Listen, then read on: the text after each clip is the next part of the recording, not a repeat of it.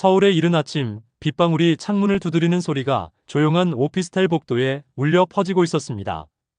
캐나다에서 온 퇴직 공무원 다니엘 리, 그는 58세의 나이로 은퇴 후 인생의 새로운 장을 열었습니다. 세계 곳곳을 여행하며 각 나라의 시민의식을 연구하는 것, 그것이 그가 선택한 제2의 인생이었습니다. 30년 넘게 공직 생활을 하며 수많은 정책과 시스템을 다뤄온 그였지만 정작 그가 가장 궁금했던 것은 법과 제도가 아닌 사람들의 마음이었습니다. 한국은 그의 9번째 연구 대상국이었습니다.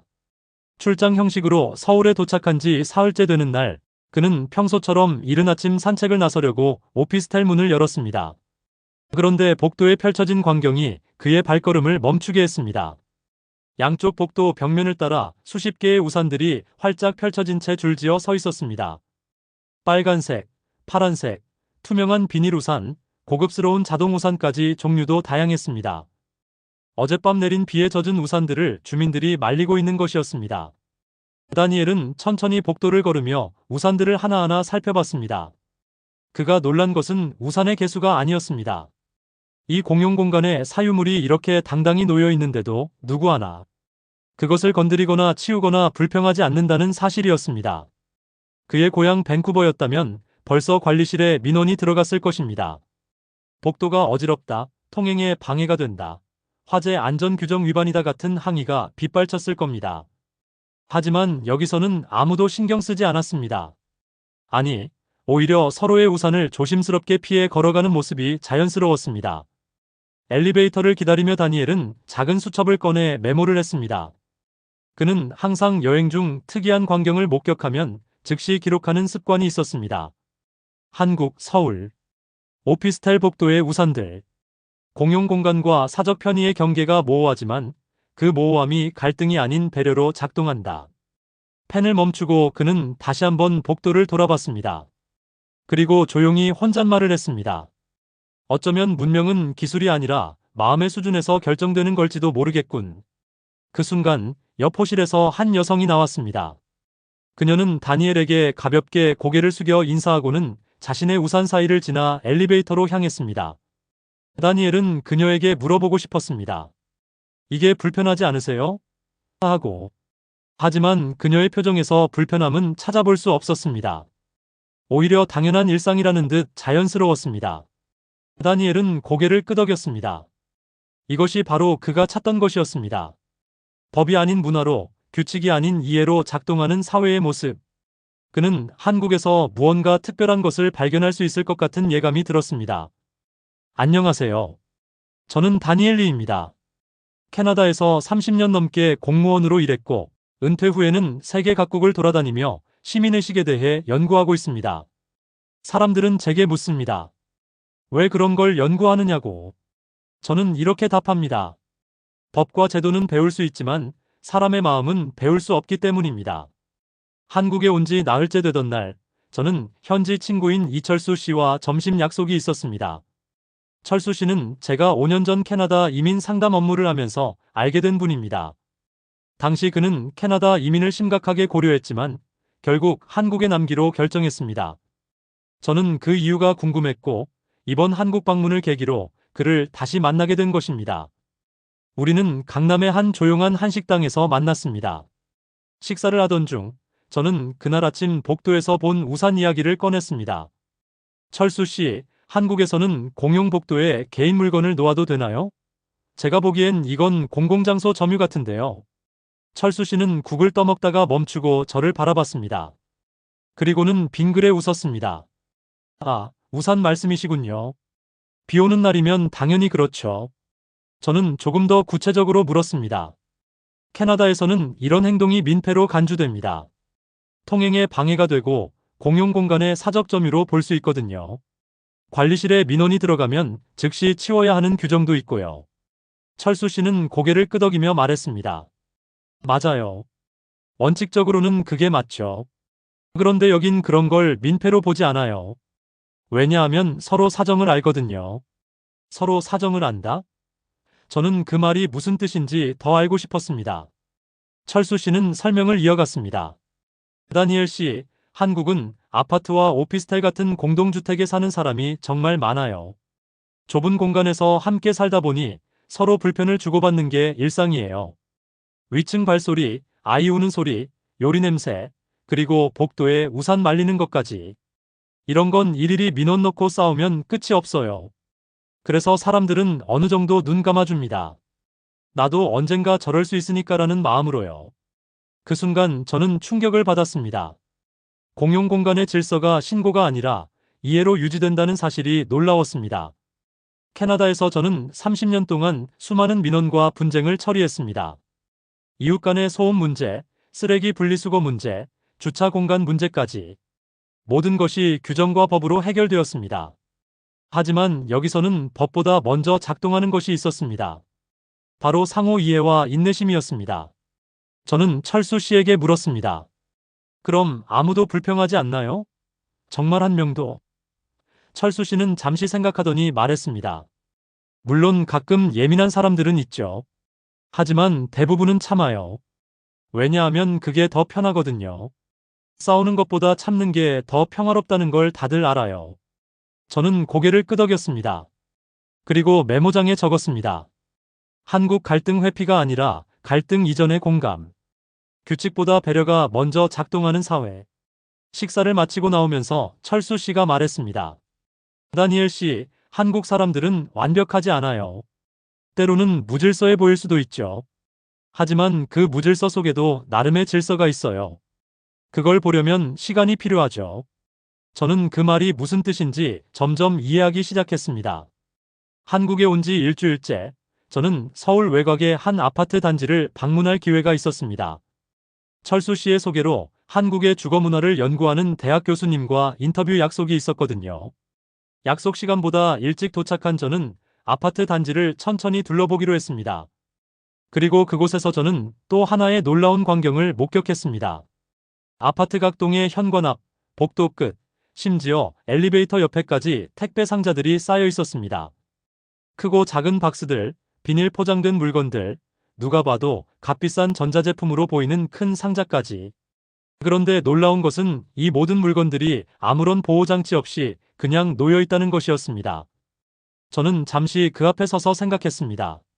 만약 이것이 밴쿠버였다면? 토론토였다면? 아니, 제가 지난 8개월간 방문했던 다른 어떤 나라였다면? 이 택배들은 하루도 채 안 가서 사라졌을 겁니다. 도난당하는 것이 이상한 일이 아니라 도난당하지 않는 것이 이상한 일일 만큼 당연한 결과였을 겁니다. 하지만 여기서는 달랐습니다. 1시간 정도 벤치에 앉아 관찰했지만 지나가는 사람들은 택배를 쳐다보지도 않았습니다. 어떤 사람은 자기 택배를 찾아 가져가고 어떤 사람은 그냥 지나쳤습니다. 하지만 남의 택배를 만지거나 기웃거리는 사람은 단 한 명도 없었습니다. 심지어 어린 학생들도 택배 옆을 지나가면서 신경조차 쓰지 않았습니다. 저는 메모장을 꺼내 적기 시작했습니다. 트러스트, 신뢰.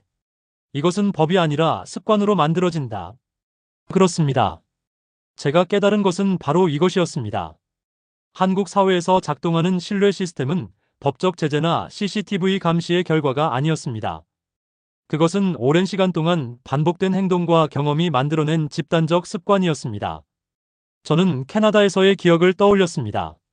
몇 년 전 제 집 현관 앞에 배달된 택배가 도난당한 적이 있었습니다. 그때 경찰에 신고했지만 돌아온 대답은 흔한 일이라는 것이었습니다. 그 이후로 저는 모든 택배를 직접 수령하거나 집에 없을 때는 이웃집에 맡기는 방식으로 대응했습니다. 그것이 합리적인 선택이었으니까요. 하지만 한국에서는 그런 걱정 자체가 필요 없어 보였습니다. 인터뷰를 마치고 나오는 길에 저는 택배를 들고 가는 한 젊은 여성에게 조심스럽게 물어봤습니다. 실례지만 택배를 현관 앞에 두는 것이 불안하지 않으세요? 그녀는 잠시 어리둥절한 표정을 짓더니 웃으며 대답했습니다. 왜요? 누가 가져가나요? 여기서는 그런 일 없어요. 그녀의 대답은 너무나 자연스러웠습니다. 마치 제 질문 자체가 이상하다는 듯이. 저는 그날 밤 숙소로 돌아와 오랫동안 생각에 잠겼습니다. 신뢰라는 것은 어떻게 만들어지는가? 법과 처벌로 만들어지는가? 아니면 반복된 경험과 학습으로 만들어지는가? 한국 사회는 분명 후자였습니다. 사람들은 도난당하지 않았던 수천 번의 경험을 통해 도난당하지 않을 것이라는 신뢰를 학습했습니다. 그리고 그 신뢰는 다시 새로운 신뢰를 만들어냈습니다. 이것이 바로 선순환이었습니다. 한국에서의 두 번째 주가 시작되던 월요일, 다시 비가 내렸습니다. 제 연구 일정에는 문화와 음식의 상관관계라는 주제가 포함되어 있었기에 저는 이번 기회에 한국의 비 오는 날 문화를 관찰해 보기로 했습니다. 점심시간, 저는 숙소 근처의 작은 한식당에 들어갔습니다. 예상대로 식당은 사람들로 붐볐습니다. 메뉴판을 보는데 주인 아주머니가 다가와 말했습니다. 비 오는데 부침개 드시죠? 저는 메뉴판에서 부침개를 찾았습니다. 해물파전, 김치전, 감자전. 여러 종류가 있었습니다. 왜 비 오는 날에 부침개를 먹나요? 제 질문에 아주머니는 웃으며 대답했습니다. 소리가 빗소리랑 닮았잖아요. 지글지글 빗소리 들으면 부침개 생각나고, 부침개 소리 들으면 빗소리 생각나고. 저는 그 대답에 젓가락을 내려놓았습니다. 음식과 자연현상을 소리로 연결시키는 감성. 이것은 단순한 식습관이 아니었습니다. 이것은 자연과 함께 사는 방식이었습니다. 서양에서 음식은 주로 맛, 영양, 편의성으로 평가됩니다. 하지만 한국에서는 음식이 감정, 추억, 자연과 연결되어 있었습니다. 해물파전이 나왔고 저는 첫 입을 베어 물었습니다. 바삭한 겉면과 부드러운 속, 해물의 신선한 맛과 파의 향이 어우러졌습니다. 그리고 주방에서 들려오는 지글지글 소리. 정말로 빗소리와 닮아 있었습니다. 창밖의 빗소리와 주방의 부침개 소리가 하나의 교향곡처럼 어우러졌습니다. 옆 테이블에서는 직장인들이 대화를 나누고 있었습니다. 역시 비 오는 날은 파전에 막걸리지. 오늘 같은 날은 퇴근하고 치킨에 맥주야. 그들의 대화를 들으며 저는 깨달았습니다. 한국 사람들에게 음식은 날씨, 감정, 상황과 분리될 수 없는 하나의 문화 코드였습니다. 저는 아주머니에게 다시 물었습니다. 이런 문화는 언제부터 시작된 건가요? 아주머니는 설거지를 하다 말고 잠시 생각하더니 말했습니다. 글쎄요. 옛날부터 그랬던 것 같아요. 우리 어머니도 비 오면 부침개 해주셨고 그 어머니도 그러셨대요. 비 오는 날은 농사일도 못하니까 집에서 밀가루 반죽해서 부침개 해먹으면서 비 그치기를 기다렸던 거죠. 그 설명을 듣는 순간 저는 한국 문화의 깊이를 이해하기 시작했습니다. 이것은 단순히 음식을 먹는 행위가 아니었습니다. 이것은 농경사회에서 이어져 온 자연과의 공존, 기다림의 미학, 그리고 어려운 시기를 음식과 함께 견뎌내는 지혜가 담긴 문화유산이었습니다. 식사를 마치고 나오는 길에 저는 또 다른 광경을 목격했습니다. 편의점 앞에서 한 무리의 대학생들이 비닐우산을 쓰고 삼겹살을 굽고 있었습니다. 비가 오는데도 그들은 웃으며 고기를 먹고 있었습니다. 저는 그들에게 다가가 물었습니다. 비 오는데 밖에서 고기를 먹는 이유가 있나요? 한 학생이 웃으며 대답했습니다. 아저씨, 비 오는 날 삼겹살이 더 맛있잖아요. 분위기가 있어서요. 그날 저는 숙소로 돌아와 긴 글을 썼습니다. 한국 사람들은 자연을 극복하려 하지 않는다. 그들은 자연과 함께 먹고, 자연과 함께 웃고, 자연과 함께 산다. 비 오는 날의 부침개는 단순한 음식이 아니라 자연과 인간이 조화를 이루는 하나의 철학이다. 한국 체류 3주차, 저는 밤 산책을 하는 습관을 들이게 되었습니다. 낮에는 인터뷰와 관찰로 바쁜 시간을 보내지만 밤이 되면 진짜 도시의 모습이 보인다고 생각했기 때문입니다. 술에 취한 사람들의 모습, 늦은 시간까지 일하는 사람들, 그리고 도시의 이면을 볼 수 있는 시간이 바로 밤이니까요. 첫 번째로 놀란 것은 거리의 청결도였습니다. 밤 11시가 넘은 시간, 많은 사람들이 퇴근하고 술을 마시는 시간대였음에도 거리에는 쓰레기가 거의 없었습니다. 물론 번화가 근처에는 치킨 박스나 소주병이 가끔 보였지만 전반적으로 거리는 깨끗했습니다. 제가 지난 8개월간 방문했던 유럽과 북미의 대도시들과 비교하면 확실히 달랐습니다. 특히 인상적이었던 것은 쓰레기통이 거의 없다는 사실이었습니다. 한국에는 공공장소에 쓰레기통이 많지 않습니다. 1995년 지하철 가스 테러 이후 보안상의 이유로 대부분 철거되었다고 들었습니다. 하지만 쓰레기통이 없음에도 불구하고 사람들은 자신의 쓰레기를 집까지 들고 가거나 편의점 쓰레기통에 버렸습니다. 이것이 얼마나 대단한 시민의식인지 다른 나라를 여행해 본 사람이라면 알 것입니다. 두 번째로 놀란 것은 무인 시스템이었습니다. 밤 산책 중에 목이 말라 무인 편의점에 들어갔습니다. 점원이 없었습니다. 그냥 들어가서 물건을 짚고 셀프 계산대에서 계산하고 나오면 끝이었습니다. CCTV는 있었지만 그것만으로는 도난을 완전히 막을 수 없을 것입니다. 그런데도 이 시스템이 작동하고 있었습니다. 저는 다음날 무인 카페도 방문해 봤습니다. 역시 마찬가지였습니다. 고급 커피 머신이 있고 원두도 진열되어 있었지만 직원은 없었습니다. 손님들은 스스로 주문하고 스스로 커피를 만들고 스스로 계산했습니다. 심지어 설거지도 손님들이 직접 했습니다. 저는 한 손님에게 물었습니다. 도난이나 파손은 없나요? 그는 어깨를 으쓱하며 말했습니다. 가끔 있겠죠. 하지만 대부분은 정직하니까요. 그날 밤 저는 수첩에 이렇게 적었습니다. 선진국이란 CCTV가 사람을 지키는 곳이 아니라 사람의 양심이 CCTV 역할을 하는 곳이다. 이것이 제가 한국에서 발견한 가장 중요한 진실이었습니다.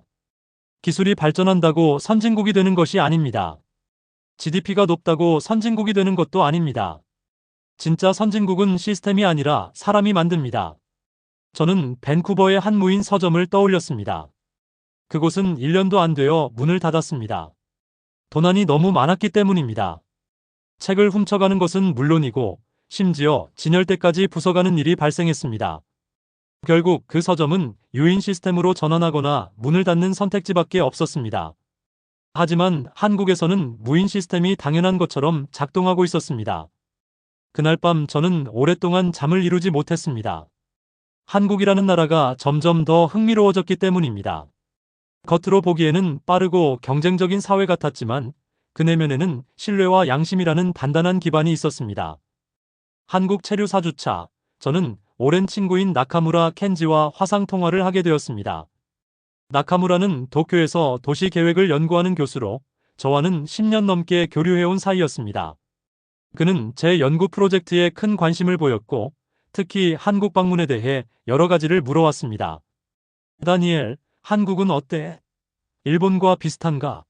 나카무라의 첫 질문이었습니다. 저는 잠시 생각한 후 대답했습니다.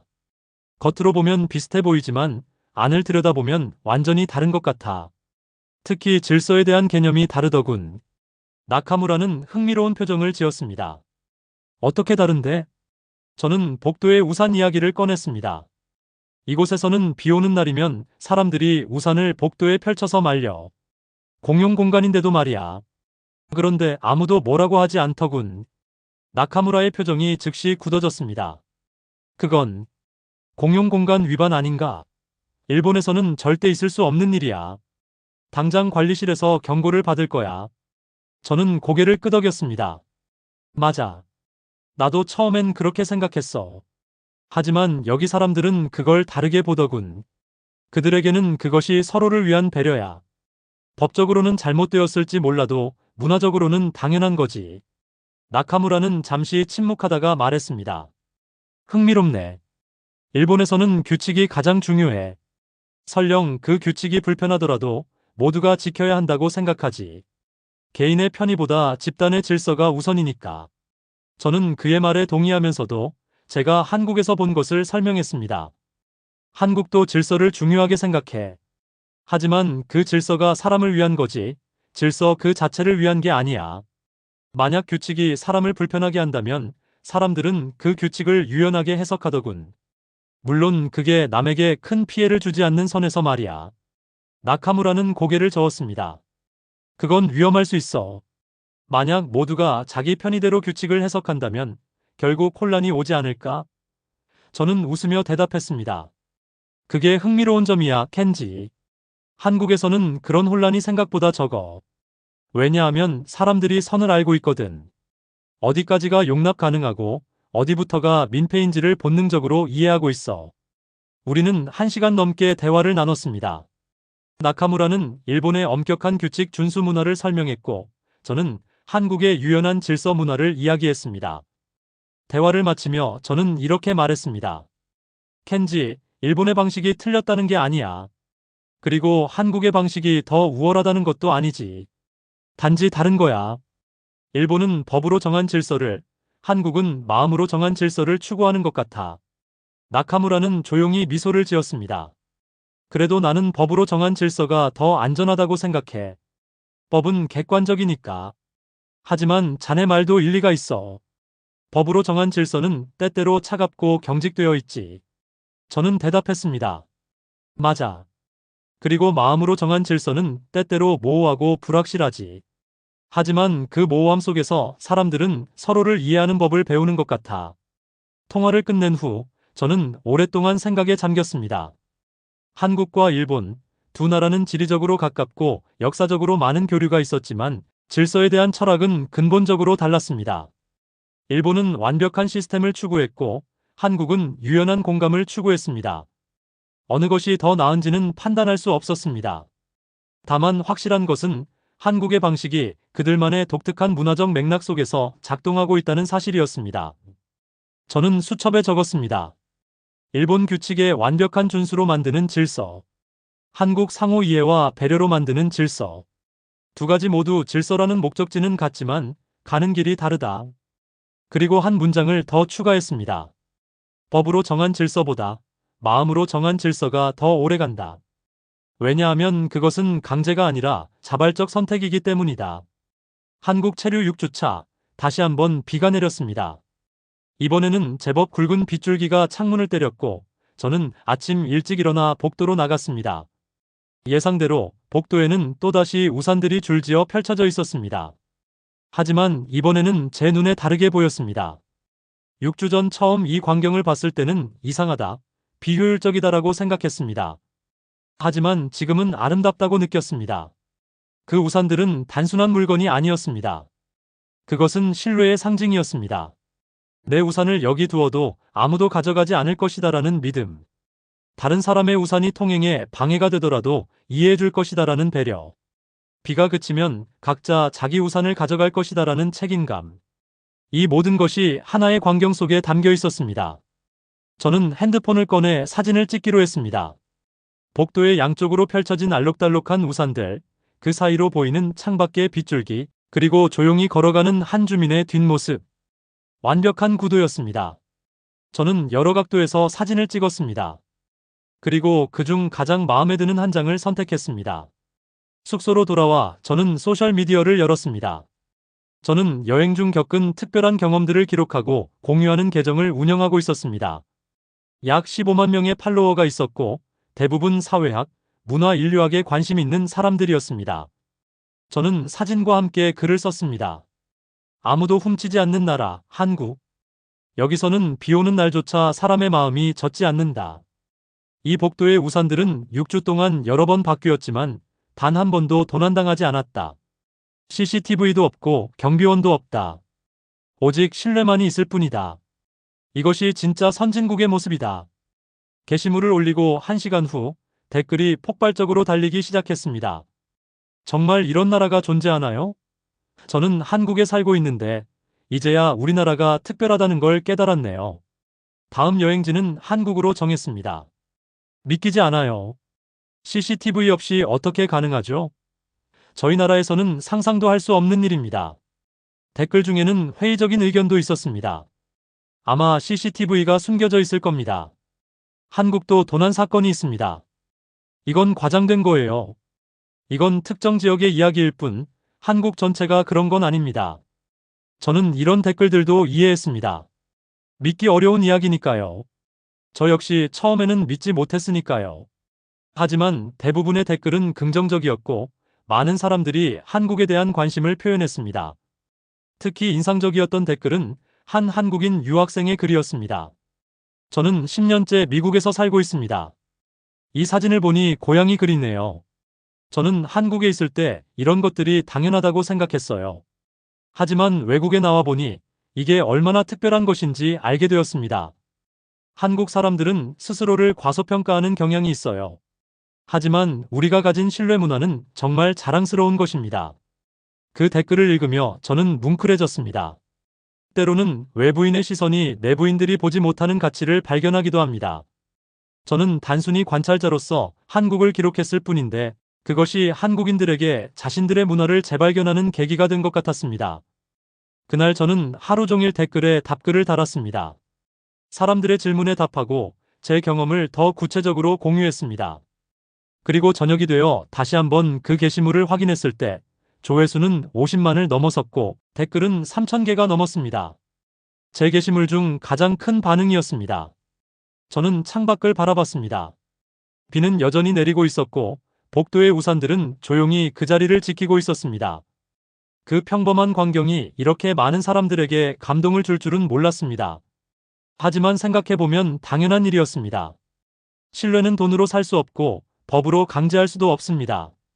그것은 오직 시간과 경험, 그리고 사람들의 마음이 만들어내는 것이니까요. 한국 체류 8주차, 마침내 제 연구 프로젝트가 마무리되는 날이 왔습니다. 비행기는 내일 오후 출발 예정이었고, 저는 마지막 하루를 정리하는 시간으로 보내기로 했습니다. 아침에 일어나 창밖을 보니 드디어 비가 그쳤습니다. 맑은 하늘이 펼쳐져 있었고, 햇살이 창문을 통해 들어왔습니다. 복도로 나가보니 우산들이 모두 사라져 있었습니다. 각자의 주인을 찾아간 것이겠죠. 텅 빈 복도를 보니 묘한 감정이 들었습니다. 지난 8주 동안 제가 목격한 수많은 장면들이 주마등처럼 스쳐 지나갔습니다. 복도의 우산들, 문 앞의 택배들, 비 오는 날의 부침개, 무인 편의점의 정직한 손님들, 깨끗한 밤거리, 그리고 서로를 이해하려는 사람들의 마음. 저는 엘리베이터를 타고 옥상으로 올라갔습니다. 서울의 전경이 한눈에 보이는 곳이었습니다. 맑은 날씨 덕분에 멀리 남산타워도 보였고 한강도 반짝이고 있었습니다. 저는 그곳에 서서 깊은 숨을 들이마셨습니다. 한국의 공기를 마지막으로 깊이 들이마시고 싶었습니다. 8주 동안 저는 많은 것을 배웠습니다. 선진국이란 무엇인가? 시민의식이란 무엇인가? 신뢰는 어떻게 만들어지는가? 이런 질문들에 대한 답을 한국에서 찾았습니다. 그것은 제가 예상했던 것과는 다른 형태였지만 더 깊고 진실된 답이었습니다. 선진국은 GDP가 높은 나라가 아니었습니다. 기술이 발전한 나라도 아니었습니다. 선진국은 사람들이 서로를 신뢰하는 나라였습니다.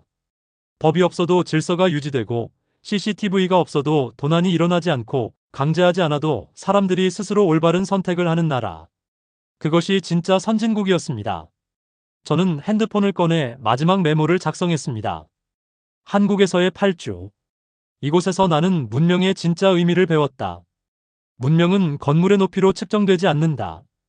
도로의 넓이로 측정되지도 않는다. 문명은 사람의 마음으로 측정된다. 얼마나 서로를 배려하는가, 얼마나 서로를 신뢰하는가, 얼마나 서로를 이해하려 노력하는가. 그것이 문명의 척도다. 오후가 되어 저는 철수 씨를 만났습니다. 그는 제가 캐나다로 돌아가기 전 마지막으로 만나고 싶다고 했습니다. 우리는 한강변의 조용한 카페에 앉았습니다.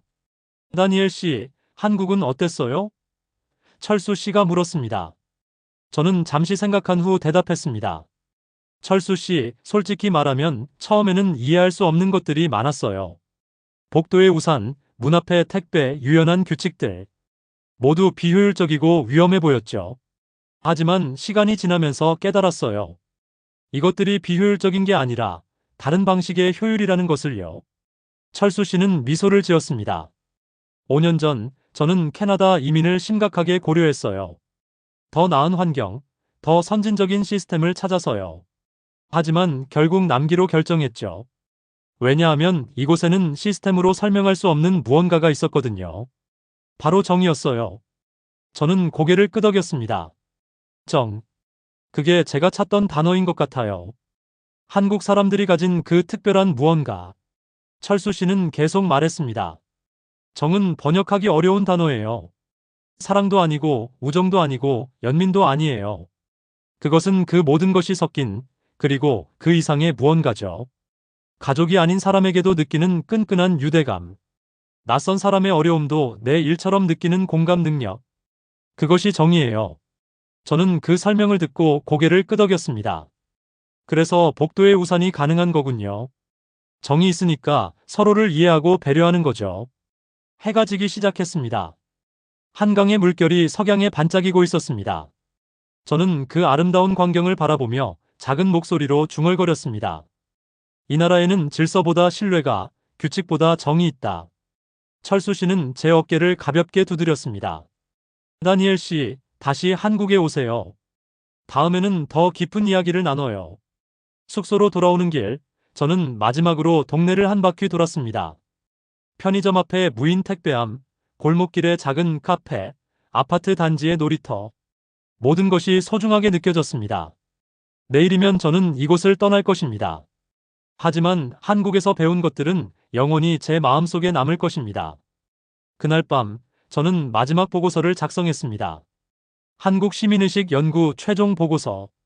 결론: 진짜 선진국은 GDP로 증명되지 않는다. 사람의 양심으로 증명된다. 한국은 완벽하지 않다. 여전히 문제와 갈등이 있다. 하지만 그 모든 불완전함 속에서도 이곳 사람들은 서로를 신뢰하는 법을 알고 있다. 그것이 이 나라의 가장 큰 자산이다. 보고서를 마치고 저는 창밖을 바라봤습니다. 서울의 야경이 아름답게 빛나고 있었습니다. 수백만 개의 불빛이 반짝이는 모습을 보며 생각했습니다. 저 불빛 하나하나가 사람들의 삶이고 그들 각자가 매일 작은 선택을 하며 이 사회를 만들어가고 있다고. 법이 아니라 마음으로, 규칙이 아니라 배려로. 다음 날 아침 공항으로 가는 택시 안에서 저는 마지막으로 SNS에 글을 올렸습니다. 한국을 떠나며 8주 동안 이곳에서 배운 것: 선진국은 만드는 것이 아니라 살아가는 것이다. 하나하나의 작은 신뢰가 쌓여 문명이 된다. 한국, 고맙습니다. 당신들이 보여준 사람다움을 잊지 않겠습니다. 비행기가 이륙하는 순간 저는 창밖으로 서울을 내려다봤습니다. 점점 작아지는 도시를 보며 저는 미소를 지었습니다. 언젠가 다시 돌아올 것입니다. 그때는 단순한 관찰자가 아니라 이 문화를 진정으로 이해하는 친구로서. 그리고 화면이 서서히 어두워지며 부드러운 부침개 지지는 소리가 들려옵니다. 지글지글. 마치 빗소리처럼. 그 소리와 함께 마지막 자막이 떠오릅니다. 진짜 선진국은 GDP로 증명되지 않는다. 사람의 양심으로 증명된다. 지금까지 시온TV였습니다. 영상이 좋으셨다면 구독, 좋아요 부탁드립니다. 영상 제작에 큰 힘이 됩니다. 앞으로 더 좋은 영상으로 찾아뵙겠습니다. 시청해주셔서 고맙습니다.